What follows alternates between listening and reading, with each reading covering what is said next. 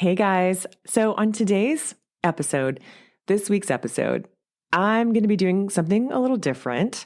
I'm going to be trying to tie in two different topics or subjects under one umbrella of a topic and see how this relates to our businesses.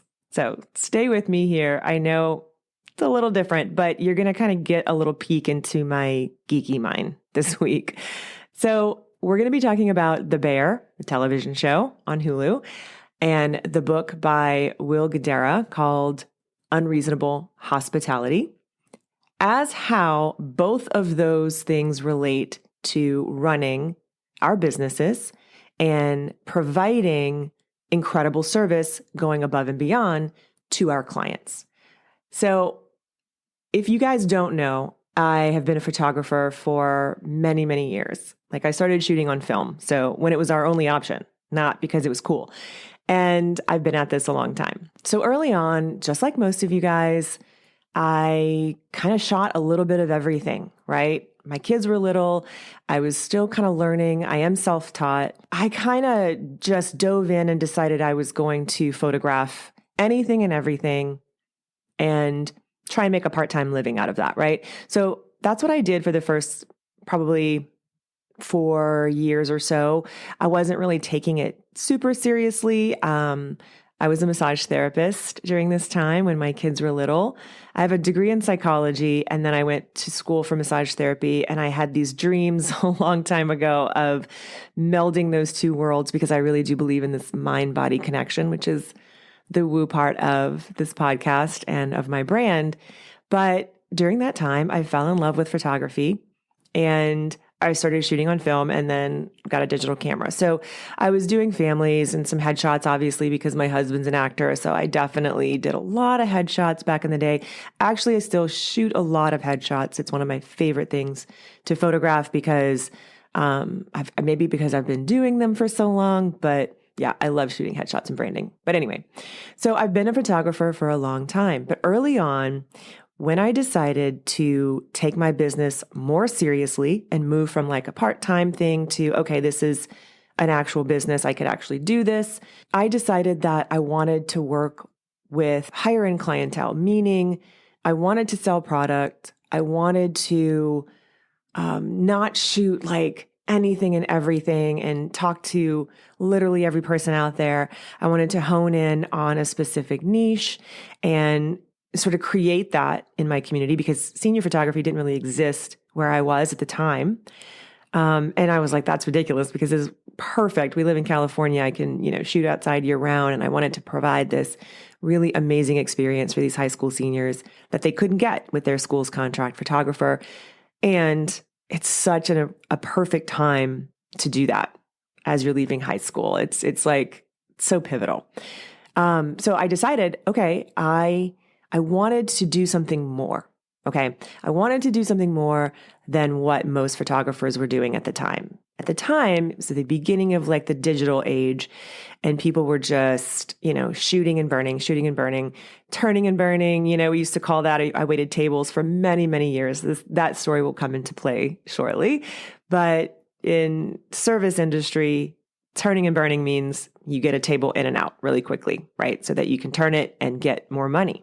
And that kind of was what we were doing in the beginning stages of digital photography because we could all of a sudden. We went from film to having to get things printed because we had no choice to digital photography where it was like, okay, well, I can just give somebody a CD. We could burn a CD of all the images from their shoot.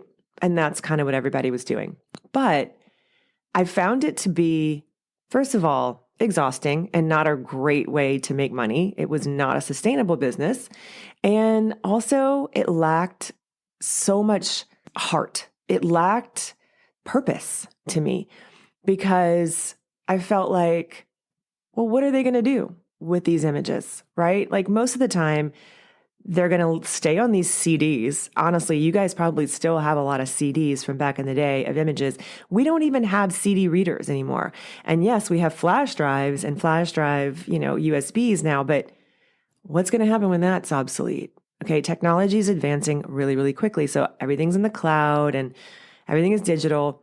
But most people are just sort of leaving them out there and not doing anything with these images. And for me, one of the main reasons why I got into photography was because I absolutely love printed photos.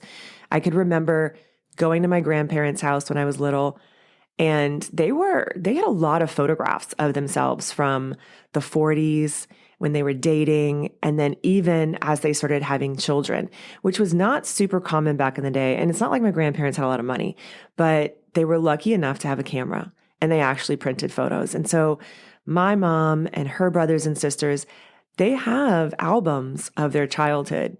And I remember looking at these when I was a teenager and just reveling in these images. There's just something about them. It's a slice of time that I will never obviously be able to visit. But when I opened those photo albums in that living room, I was able to. And I was able to see my mother as a child and my grandparents when they were dating and these fun photo shoots that they would have with each other. It's absolutely incredible. So I think that's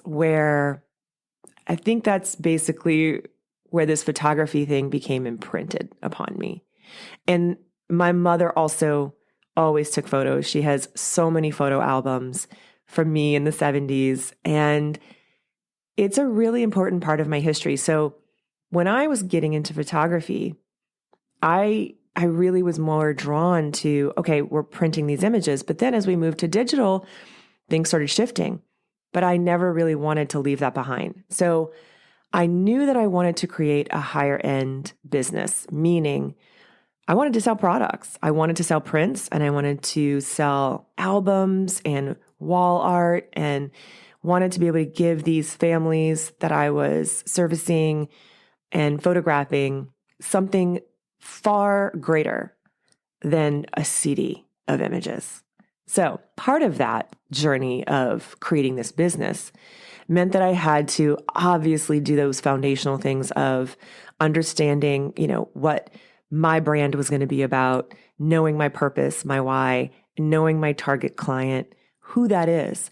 And in this research and in this business building that I was doing, it became very clear to me that I shouldn't be marketing to just everyone because I didn't want to photograph every single person. I wanted to work with a smaller group of people every year, but give them a really incredible service. I give them something that they couldn't get anywhere else, and therefore cater to a more higher end client, make more money by working with fewer clients per year. And this is the boutique model. Okay. So if you hear people talking about being a boutique photographer, that's what this means. But you can look at it from the lens of many different types of businesses. So it's not just about photography, but for me, that's what it meant. So I moved from that place of marketing to everybody, shooting and burning and delivering CDs to people. I moved out of that into a more specific niche. For me, it was senior photography, and I wanted to create a very high-end experience for people. And because I had worked in the service industry for so long, so I had waited tables all through college and also when I moved to LA. That was one of the reasons why I was able to just pick up and move to LA when I was 25, because I knew I could find a job within 24 hours of landing in Los Angeles. I literally moved from Louisiana to LA with no money and no plan. I just knew that I needed to do it. I felt like this is the time. If I don't do it now, I'm never going to. And I landed in LA, and within 24 hours, I had 2 jobs. I had a bartending job and a serving job. So over the years, I've worked in all kinds of different restaurants, and I've bartended in many places, from fast-paced, the whole restaurant is just me and one other person, to super fine dining. I actually was one of the original staff that opened the Spago in Beverly Hills in the 90s.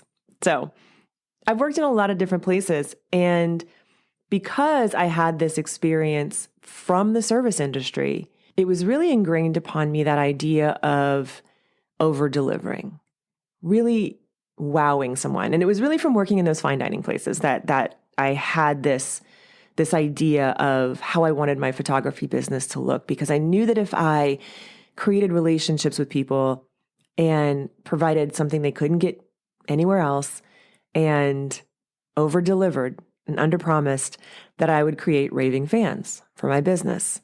And that's exactly what happened. So that's how I've been operating my business this whole time. That's how I teach other photographers to do this type of business model. This is literally like my heart and soul, right? I love the process of wowing a client. So tying this into the Bear and Unreasonable Hospitality. This last season, without giving you guys spoilers, this last season of the Bear, there's a beautiful arc with one of the characters where he goes to study, to learn, to train in a really, really high-end, like Michelin star restaurant. And at first he is just like, why are we having to polish the silverware? Why are we doing all these little things? And by the end of that week, he is just transformed.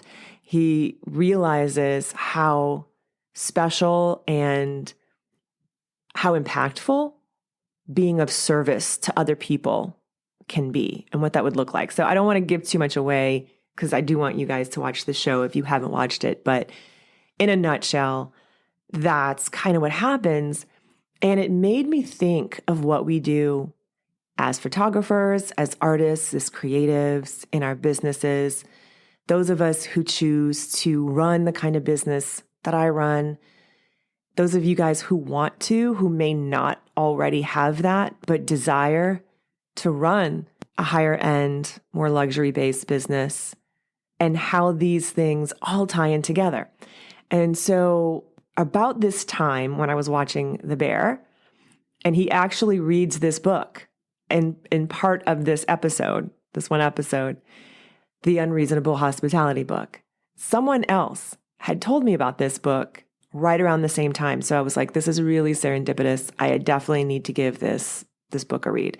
So I actually listened to it on Audible, and I love it because the author, Will Guidara, is an amazing narrator. He's a great storyteller. And so the book is so beautifully written.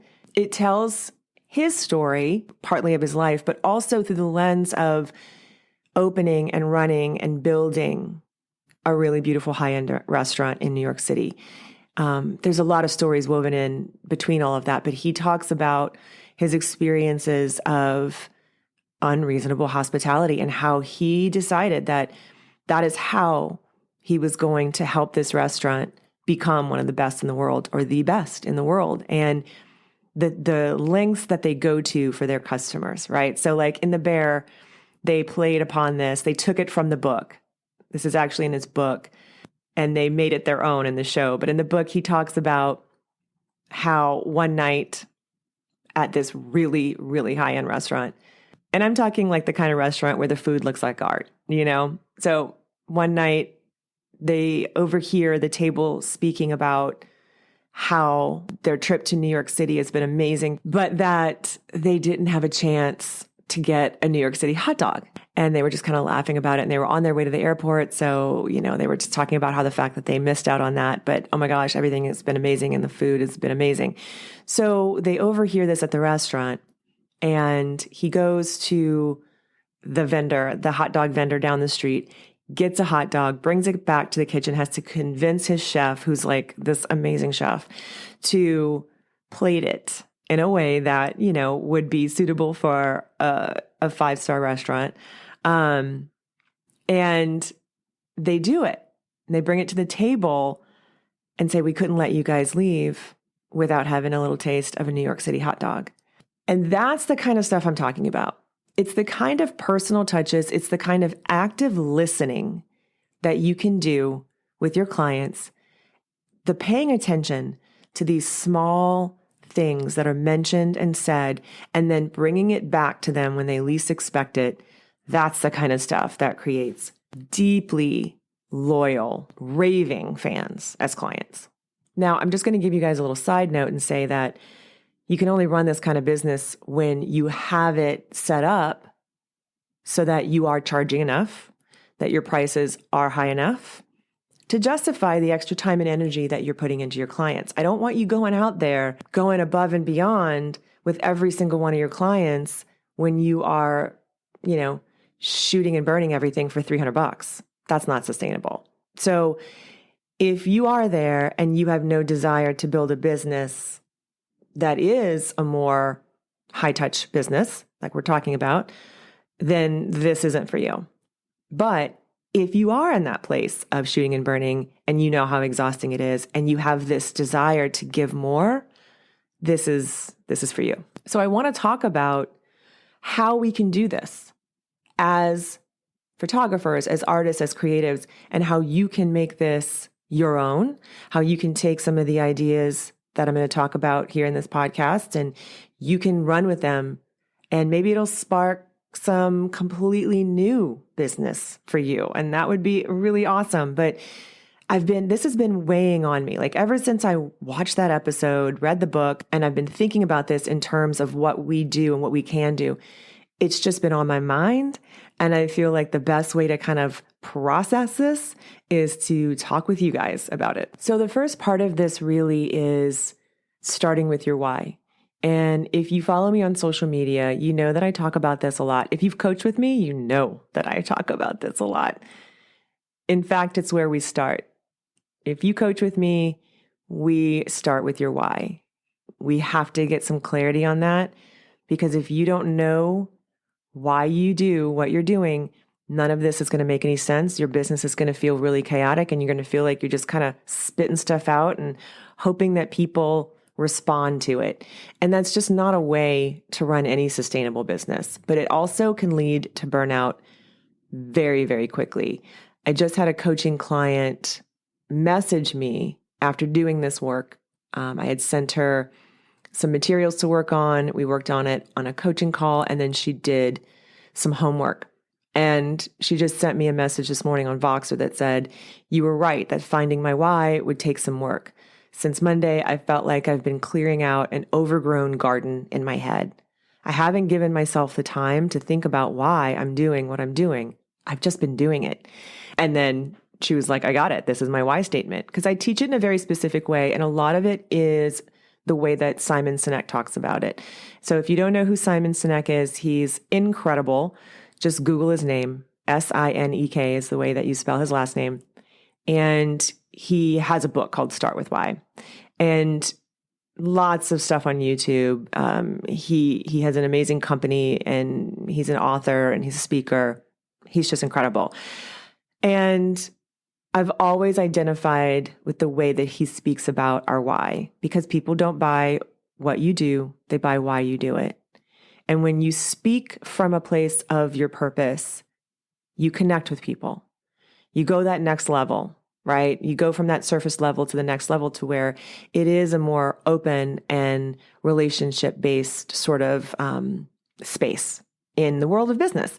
And that is where you can really build those deeper relationships with your clients. And that's what I was really interested in doing. So for me, this work of finding my why, outlining it, because we all know our purpose deep down. We just maybe haven't intentionally put it out there, right? Like you already know it. You're probably living it in a lot of ways, but highlighting it and really understanding it and being very intentional with how you deliver it in your branding and marketing messaging, that makes the difference. It makes a difference for everything, because once you understand why you're doing what you're doing, and that it's not necessarily even related to what you're doing, because your why isn't, well, I want to make money. I want to provide for my family, or I love photography, or I'm a good artist. That's just all that's like what you do, right? That is your passion. That is, the actual result of it. It's not why. There's a deeper meaning, and it definitely can be related to what you do, but it isn't just about that. at all. So that's where a lot of people get confused. When I do this why work with my one-on-one clients in particular, and this is why it's so powerful to work with a coach, is because the first thing that they usually come to and tell me is something along the lines of what they do, in terms of photography. And that's not what I'm talking about. This is not really about photography. Your purpose is not about that. It's about what your purpose in life is and how you express it in what you do. So it's a very different thing. And we're not going to go into all the details of that here, but I do have some content out there about it, like I said, on social. And if you coach with me, you know your why. It's the first thing that we do, because we really can't even start talking about marketing and branding until we know what that is. Otherwise, it's literally pointless. And a lot of people teach it in a very superficial way, which I think is counterintuitive, but I digress. So knowing all of this, knowing your why, knowing your target client, knowing all of these little different pieces of the foundations of your business are really, really important in deciding, what kind of business you want to run.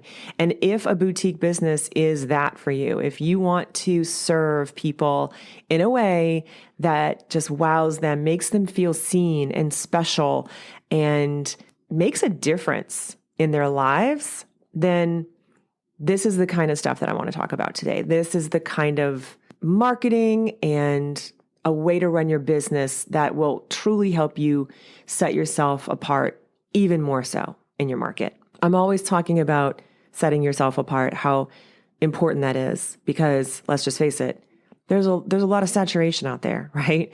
And I hear this a lot from people. Like they're like, oh my God, there's so many photographers, or there's so many, interior designers, or whatever it is. Yes, that's true. There's a lot, but that also tells us that there's demand. So you're not here to shoot every single person. You can't photograph every single person. That's not possible. Okay. There is enough for everyone, and that is abundance. That is an abundance mindset that I definitely hope you are honing. It's something that I talk about a lot as well. This idea that there is enough for all of us. And, we want to be able to stand out in a way that separates us from the pack. And so, yes, as artists, our work can definitely do that. And your work has to be good. That's, something we have to not gloss over. You definitely, all of these pieces need to work together, right? The reason in the book, Unreasonable Hospitality, the reason it works for this restaurant is not just because they went above and beyond with their hospitality, but because they did it in every single piece of this restaurant. They strived for excellence. And I'm not talking about perfection. So striving for perfection is impossible. That is just going to set you up for failure, and it's going to keep you stuck. And a lot of us have this perfection stuff ingrained in us. But I want you to reframe it. Instead of thinking about trying to be perfect, because that's not possible. How about, or what if you strive for excellence every day? Because that is attainable, okay? Excellence is attainable when you try and do your absolute best and ultimately put it out there, and don't let the trap of having it need to be perfect stop you. That's what I'm talking about. So this restaurant was able to achieve this because in every area they were striving for excellence, not just in what they were doing above and beyond for their clients, their customers, but in how they treated their employees. And he talks about this a lot in the book. So those of you who have teams, those of you who are managers or leaders, this is a really good book for you to read, because he talks about the importance of doubling down on really leaning into your employees, the people who work for you, who work with you, helping them to feel empowered and to find their own gifts instead of trying to make them fit into your mold, right? And when you empower them to become leaders themselves, it's better for the entire business. So excellence in every single piece And so how can you strive for excellence in your business? Yes, if you're a photographer, you can strive to be the best photographer that you can be and set yourself apart artistically from other people. That's always a good idea. You want your work to be recognizable. You don't want your work to look like everybody else's. And unfortunately, I see a lot of that online because, especially in the portrait photography world, because there are, over the years, there've been a few quote unquote rock star photographers, right, that everyone tries to emulate. And so all of a sudden, now everyone's work looks the same. Where's the fun in that? First of all, it's no fun. Second of all, it's not good for your creativity. And also, how is your client going to be able to differentiate your work from other people's? You've got to put some blinders on when it comes to looking at other people's work. Yes, you can take inspiration, but please don't copy their style. You've got to find your own style. And I'm talking about not just your shooting style, but your editing style. Whatever kind of art you're in, it doesn't even have to be about photography. You have got to identify and highlight what makes you different. And so all of those pieces have to go into it. But then the cherry on top, right? The frosting is really how you treat people. So I want to talk a little bit about what are some of the ways that a boutique business can do that for their clients. What are some of the ways that we can go above and beyond and really lean into this unreasonable hospitality that creates these raving fans? One of the ways that I always kind of talk with my coaching clients about is, first of all, everyone loves a handwritten note. So if you're not doing handwritten notes and things like that for your clients, definitely consider doing that. And it's very common that a lot of us will give gifts, right? And so in the book, he talks about even real estate agents and how a lot of real estate agents, obviously, when they sell a house, usually they'll leave a bottle of champagne or sparkling wine for their, homeowners who just bought the house. But instead of doing something like that, listening in the process of working with them. And he mentions in the book that while you're showing the house, if they mention, for instance, that this would be a great place to do yoga in the morning or something, to that effect, actively listening to the clues that they leave you. And then circling back to it. So instead of leaving them just a bottle of champagne, leaving them a yoga mat or rolling it out for them so that they walk in and see it. And that is just a little special touch that shows that you have been listening. So we can do the same kind of thing in our photography businesses, especially, but any kind of business that you run. What are your clients telling you? What kind of clues are they leaving you? Are you asking them questions, right? So even if they are not forthcoming, or maybe something doesn't come up during the process of working with them, but maybe you can have an onboarding process where you do send out some kind of survey or form so you can find out what they want or what they like, and then use that data, that information to surprise and delight them. So for photography clients, for instance, if you are on a shoot and the mom and the daughter are talking about a particular brand of clothing that they love, or a restaurant that they like to go to, or anything that comes up in conversation between people that you happen to overhear, pay attention to those things and send them a gift card for that instead of just like a basic generic thank you gift. I know a lot of you guys do intake questions with your clients, especially if you have like senior rep teams.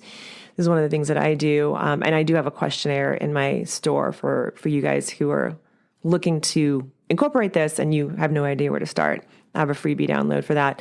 But that's a fantastic way to source information. So you can ask them things on there like, what's your favorite food? What's your favorite restaurant? What kind of music are you listening to right now? What's your favorite song at the moment? All these kind of different little pieces of information that you can then use to wow them with something later. And it could be something as simple as, having their favorite song playing when they come to the studio to get hair and makeup done.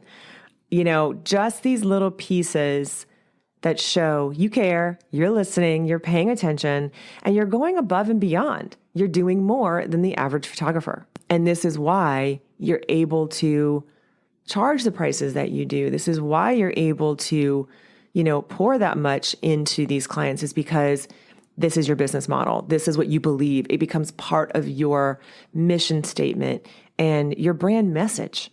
So it definitely does take some more work, and it's not for everybody. I'm not saying that all of you guys have to do this, but I think it's a really interesting conversation, and I think it makes a really big difference in sales. People really love feeling seen and heard and paid attention to, especially if it happens to be their love language, right? So if their love language is acts of service or gifts, words of affirmation, like you're playing into all of those things at that point. And I'm not saying you have to go into it with that as your goal, right? Like, oh, well, I want to make higher sales, so I'll just, create this system. It really does have to come from a giving heart. You do have to have that baseline of, I want to do this to make people feel good. Because let's think about it for a second. People who love to give gifts and love to do things for other people, yes, it's definitely of service, but you're getting something in return. That's a dopamine hit for sure. Like making people feel good makes you feel good. And there's nothing wrong with that. Everybody wants to feel good. And the more other people can feel good, the better. And the more you make people feel good, the more they want to give back to you, the more they want to talk about you behind your back to their friends and spread the word. And this is that sort of like raving fan mentality that I'm talking about. Other ways you can build in going above and beyond this unreasonable hospitality is even just in your onboarding process with your clients, making it really easy for them so they don't have to jump through a lot of hoops. Having a more high touch experience with them, even from the get-go. So for a lot of you guys, this looks like meeting in person with your clients or getting on the phone with them or getting on Zoom. I always leave it up to my client. So I don't really have it built in that I'm going to automatically call someone because I know who my client is and I know they're busy. And so you do have to really know, like I said, this target client work, don't skip it. The target client work is really, really important. And I'll probably do a whole podcast on just that. But I do talk about that a lot in social as well. And I do have a freebie for that as well, because it's really, really important, you guys. If you don't know who you're talking to, you're going to have a very difficult time marketing. You're going to continue feeling like you're talking to everybody and nobody's getting it, and you're going to feel really scattered. And that's why you don't create the marketing content that you need to. It's why you won't stay consistent. It's one of the reasons. So this target client work is really, really important. And I know that my clients are really busy. I also know that they may not want to be able to, they may not be able to get on a phone call with me right away, but I do leave it up to them. So what I like to do is I've created a system where they get a response right away. Like when I get an inquiry, I want them to get a response from me. I don't want them to wait. And there's a lot of data out there that shows, just in general, as a side note, that makes an incredible difference in who gets booked. So if you don't have like a client management system or any kind of system where you can automate emails to be sent like right after you get an inquiry, or at least a response to that, you really need to look into that.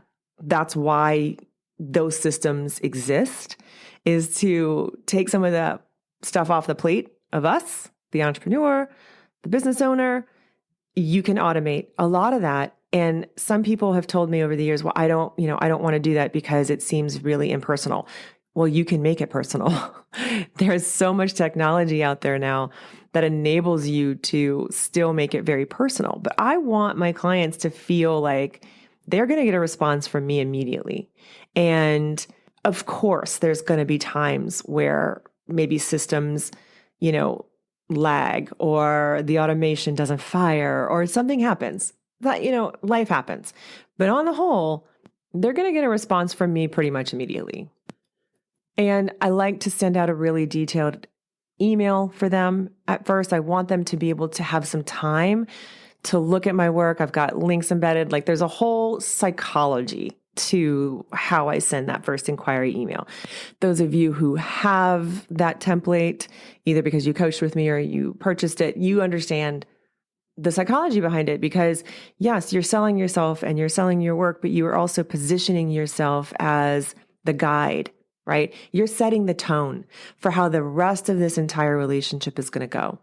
And also, if we're really getting technical, if you've done your job marketing in the right way, your social media content and your website copy content, anything that brought them to you in the first place, has also done that for them as well. It's really important that you position yourself and you set the tone. Okay.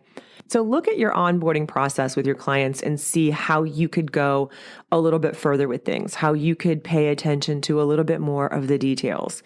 Maybe it looks like adding another line of questioning to your contact form, right? So most of us just have basic information up there about, what kind of session are you looking for, or how did you hear about me? But maybe you could add another question there that will arm you with a little bit more information that will help you later on in that relationship. Another thing that I like to do is have little gifts for people when they come to the session. So I know a lot of you guys do this already.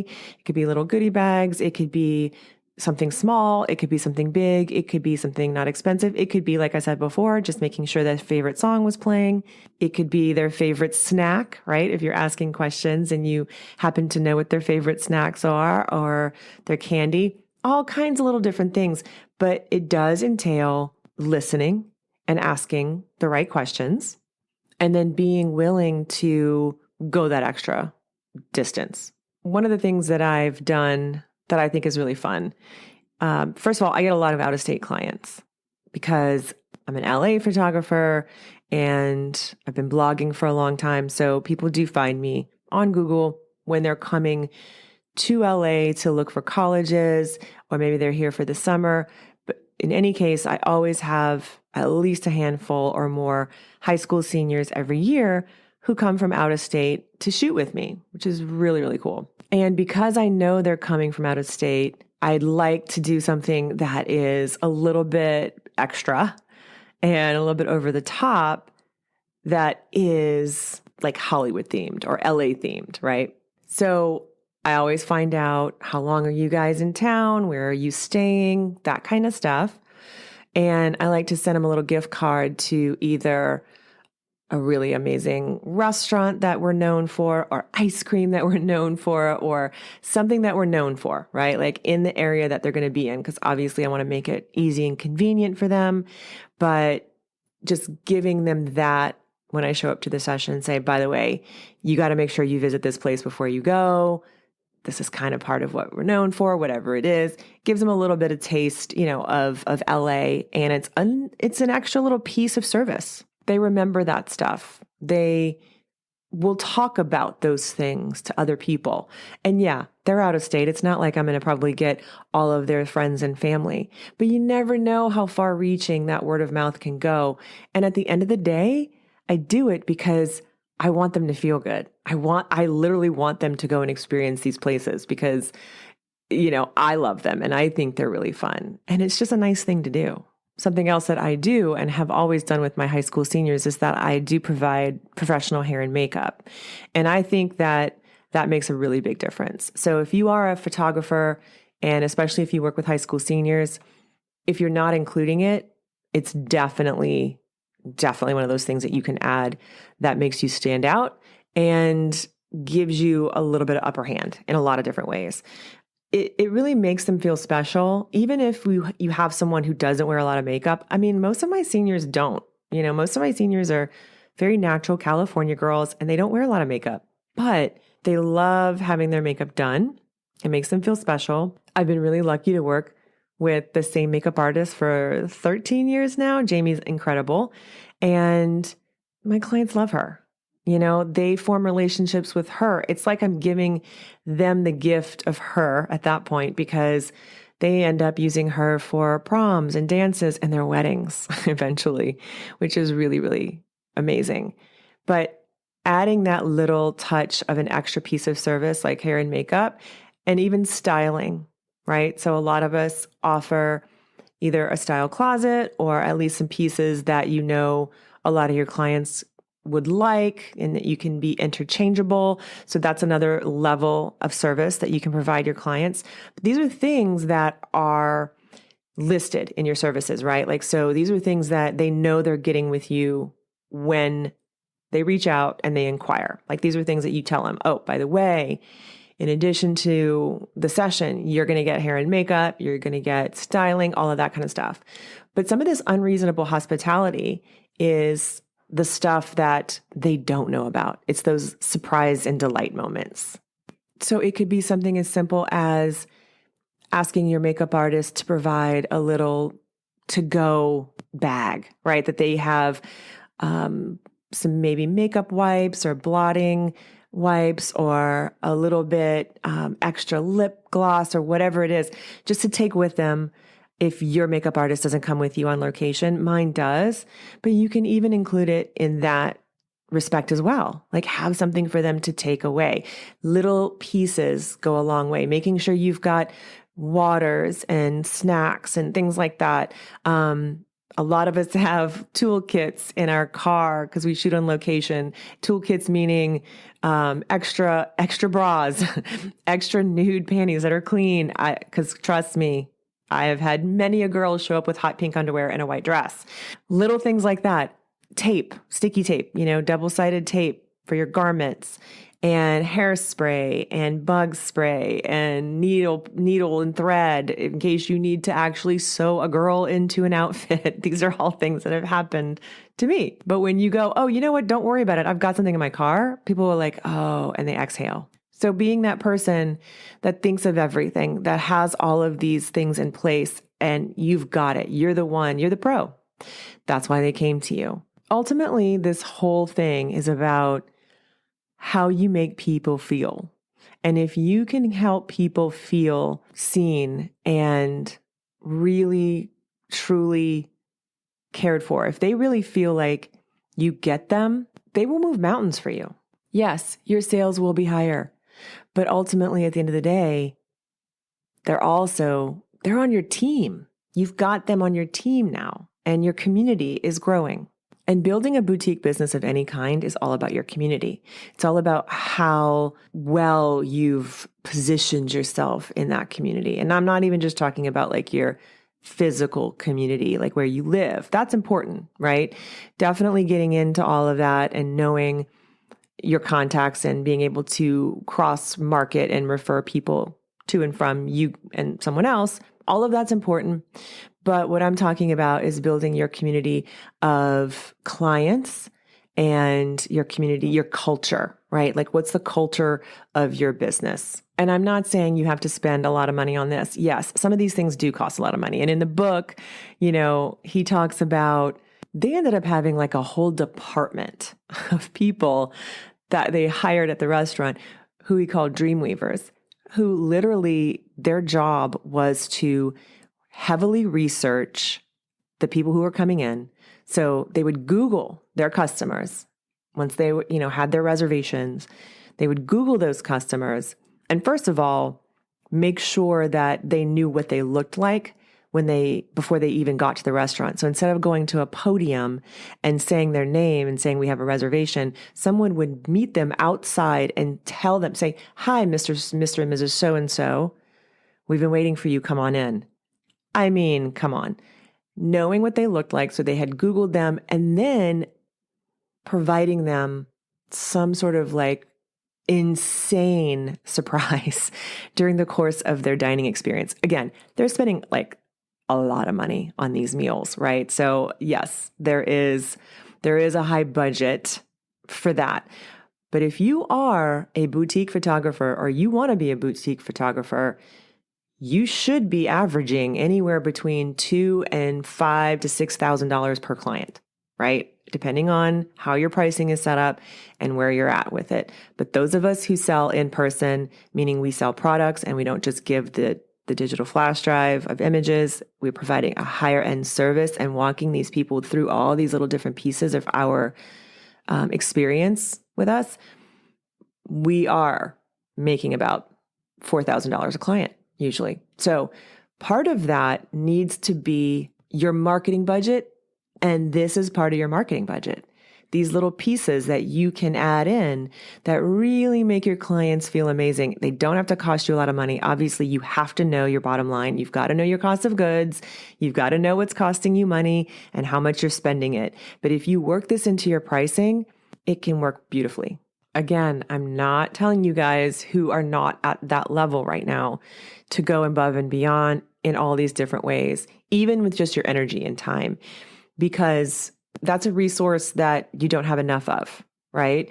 When you are competing for low pricing and you're just doing, you're shooting and burning for a very low price, $200-$300, giving all the images away, it's not scalable, it's exhausting, and it's not a way to run a long-term photography business. It just isn't.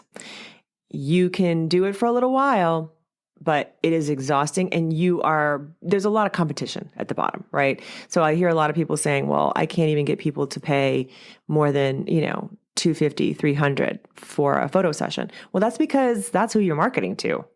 I mean, why would they if they have a ton of people doing that? But there's a big jump between spending that and spending even just $1,000. But spending $3,000, that's a whole different level of person. That's a whole different level of consumer and client and target client. And here's a little side note about your target client, because I'm not going to go into details about it, but this is something you guys really need to hear. You are not your target client. So when you say things like, I wouldn't pay that much for photos, well, of course you wouldn't, because you can do it. You can do what you're trying to charge for. Okay. So this is a trap that a lot of us get into. A lot. We, especially those of us who've been doing it for a little while and we're good at it and it's kind of easy to us, right? Like the process of it is kind of easy. And so we tend to get stuck into this mindset of, well, I wouldn't hire someone to do this. I don't know. I don't know how I'm going to get somebody to spend $3,000 on their experience with me because I wouldn't do that.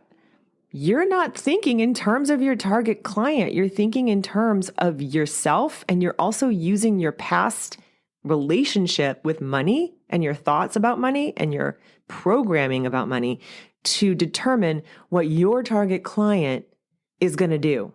And that is not ever where you want to be, because you've got to be thinking about your target client and what they value, what they want.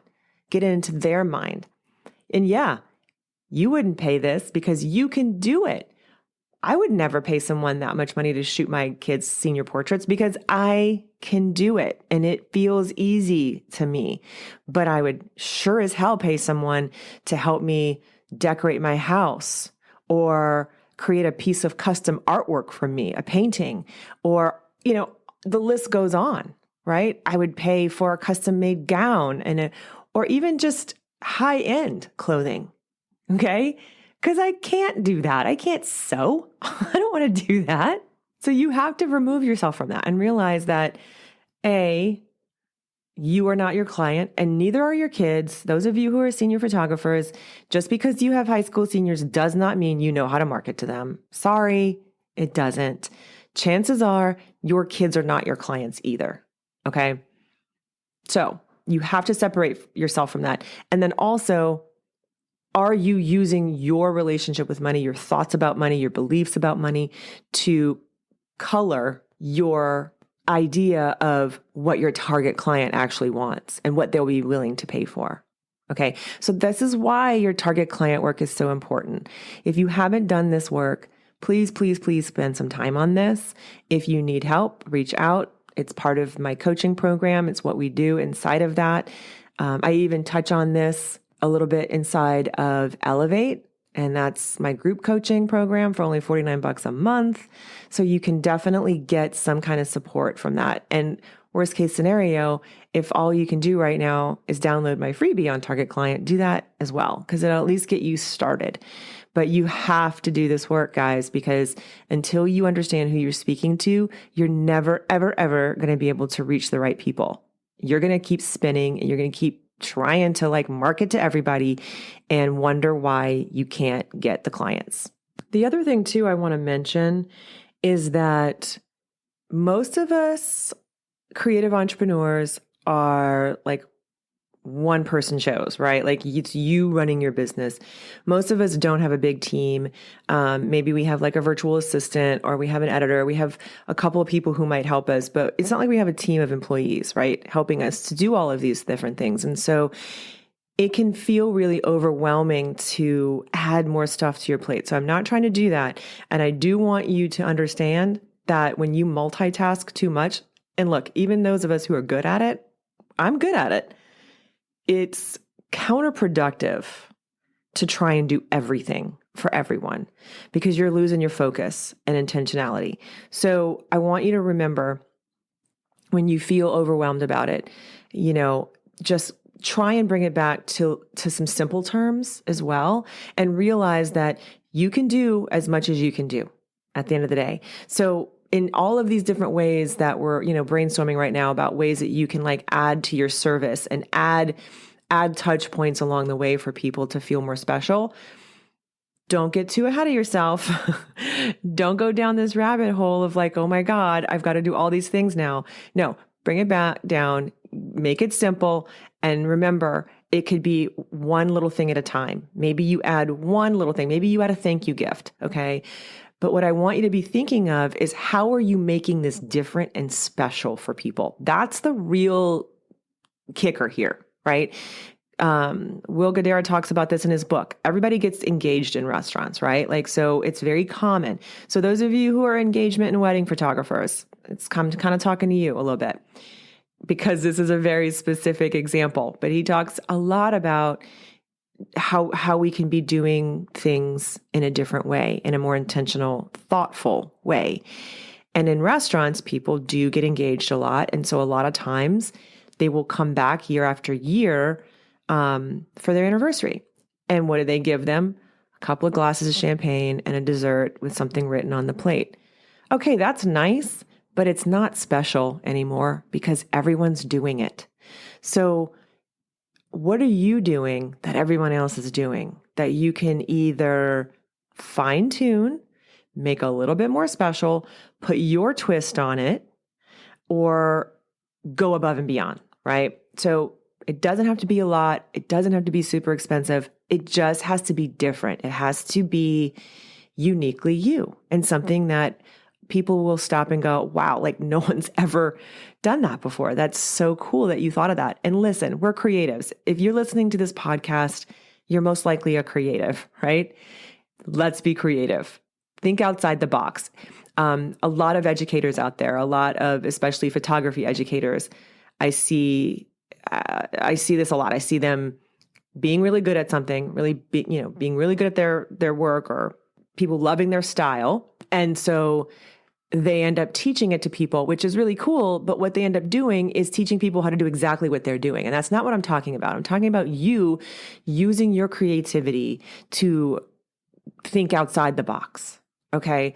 If someone's doing something, like honestly, I don't know if maybe it's just me, but I have always been that person. If someone is doing something, I automatically want to do the complete opposite. I don't want to be like everybody else. In fact, that is part of my why and my purpose. The way that I express my why is to create new and innovative ideas that are challenging so that it questions the status quo and empowers others to carve their own path. I've never been the kind of person who wanted to do what anyone else was doing. And so when I was doing my why and purpose work, I always kept coming back to those stories. And again, I teach this in a very specific way that does rely a lot on like past experiences and stories and themes throughout our life.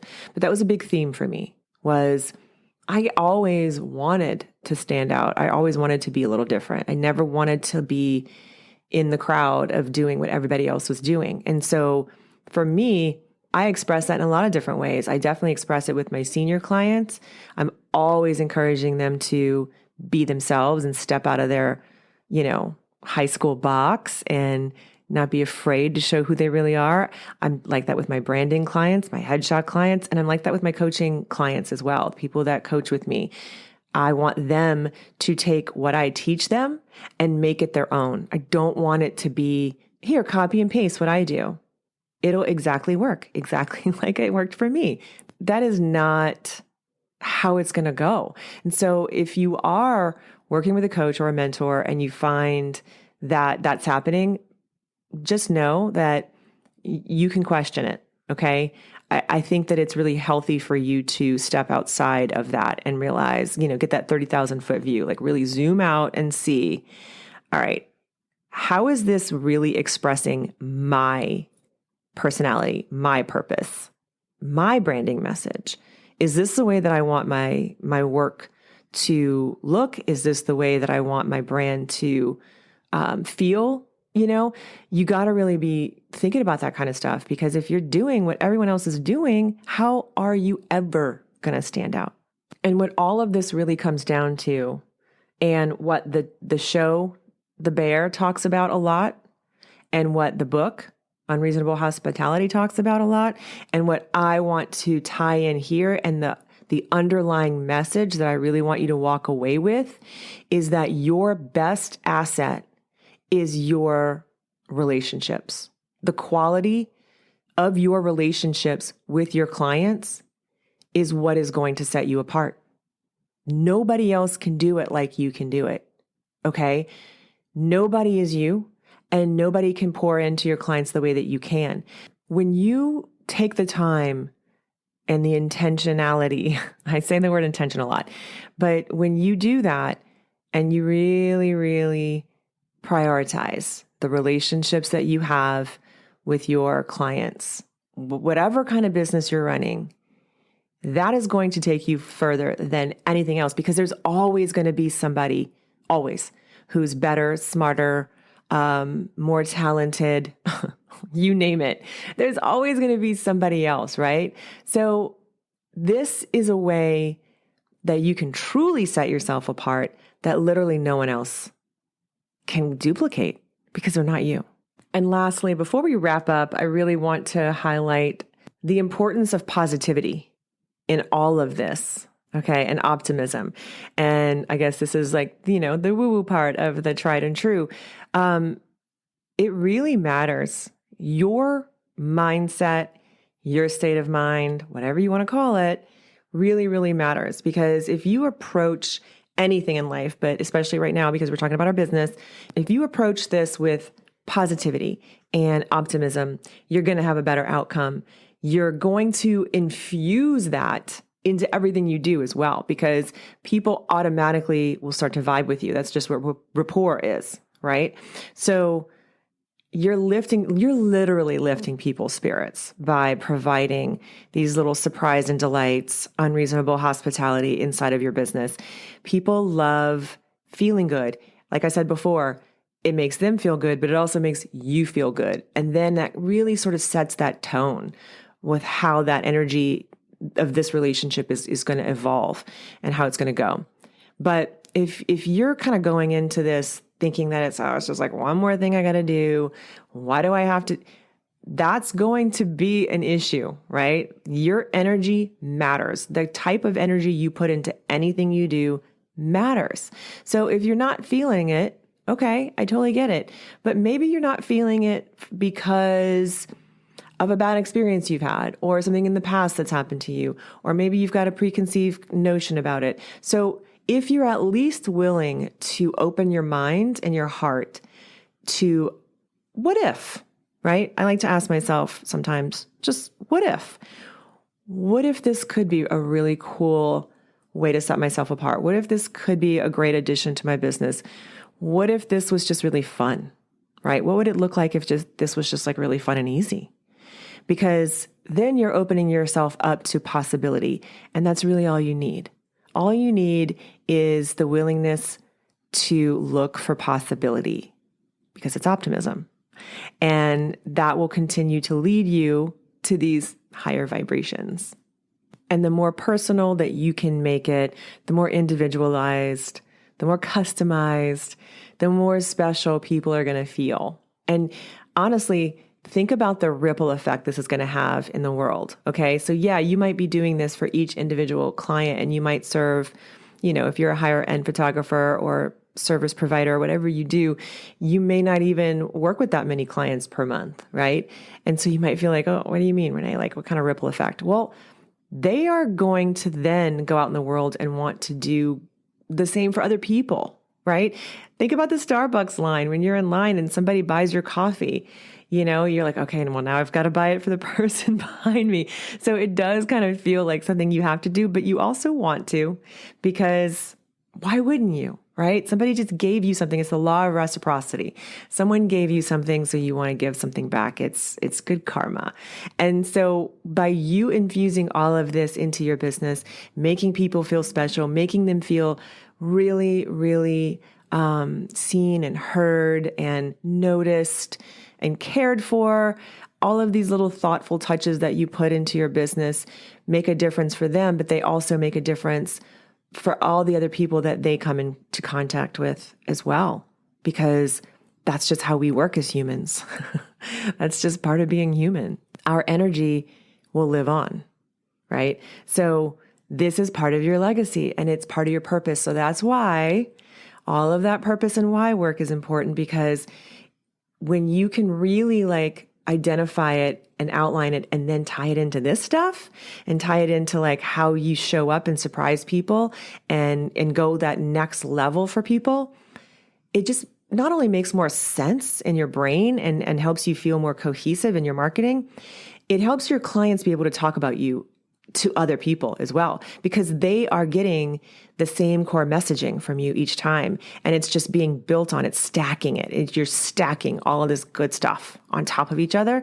And so now you've just got an arsenal of good stuff out there about your business that you didn't even really create, really, right? You might have started it, but now other people have taken that messaging and they've continued it and stacked it and talked about you out in your community and out in the world. And that kind of marketing, that kind of foothold is priceless, truly. And that is really, really the heart and soul of a boutique business. All these specials that you run and ads come in for a $99 picture and then you try and upsell them for thousands of dollars. I don't do that. It is exhausting. It just doesn't feel aligned with me and who I am and the kind of business I want to run. And if that's what you do and you love it, more power to you. But if you don't want to do that kind of stuff and you really want to create this community of raving fans, this culture of your brand that will go out and literally help market for you, then this is one of the ways that you can do that. Okay, so let's wrap up on that note. I really hope this helps you guys in your marketing, in the relationships that you have with your clients. I'd love to know what you thought about this, and totally geek out with me over on social. I'm at Renee Bowen on Instagram. DM me and let me know if you've watched The Bear, because I didn't really go into a lot of the show because, like I said, I don't want to spoil it for you if you haven't watched it, but it's not what you think it is. First of all, I will tell you that. It is a beautiful rendition of, at the heart of it, relationships, families, how coworkers and friends become families, how the service industry can be so much bigger than, just serving people a plate of food, and how food is art, and how the care and intention that you put into anything that you do makes a really big difference for some people. It's really beautifully written, and the acting is stellar. And they definitely have gotten tons of accolades for the Emmys. They've gotten a lot of nominations. So hopefully they will take some. I think you'll enjoy it. Definitely let me know what you think of it if you have watched it and how it applies to what we've talked about a little bit today in the podcast. And then also Unreasonable Hospitality. I love it so much. I want to give a copy away to someone. So if you have an Audible account, first of all, you have to have an Audible account because I love giving Audible, and you've got to listen to it because Will is, like I said, he's a great storyteller. Maybe one day I'll get him on the podcast. I'll be lucky enough to have him on the podcast. I would literally geek out. But I will give one of you guys who listens to this podcast and leaves us a review by the end of August. Okay, so this podcast is coming out August 9th.